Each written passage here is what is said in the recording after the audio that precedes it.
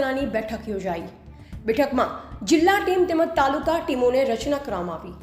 મહાકાલ સેના ગુજરાત પ્રદેશ ઉપાધ્યક્ષ અશોકસિંહ વાઘેલા તથા મહાકાલ સેના બનાસકાંઠા જિલ્લા અધ્યક્ષ શૈલેન્દ્રસિંહ વાઘેલા તથા મોટી સંખ્યામાં મહાકાલ સેનાના જિલ્લાના દરેક તાલુકાના શરૂઆતમાં પૂર્વ મોટી સંખ્યામાં હોદ્દેદારોની ઉપસ્થિતિમાં બનાસકાંઠા જિલ્લા તથા તાલુકાઓના નવીન હોદ્દેદારોની વરણી કરવામાં આવી હતી, જેમાં જિલ્લા પ્રમુખ તરીકે શૈલેન્દ્રસિંહ વાઘેલાને જ ફરીથી સર્વાનુમતે વરણી કરવામાં આવી।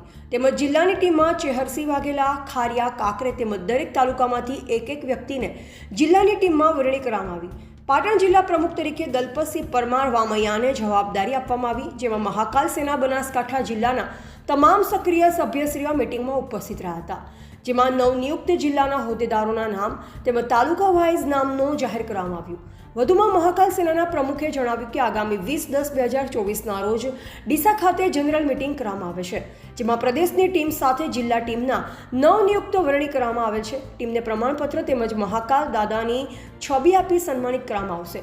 તેમજ ફરીથી બનાસકાંઠા, પાટણ જિલ્લામાં તેમજ ગુજરાતમાં મહાકાલ સેના સક્રિય થવા જઈ રહી છે અને પોતાની અસ્મિતા માટે પહેલાની જેમ લડતી રહે છે।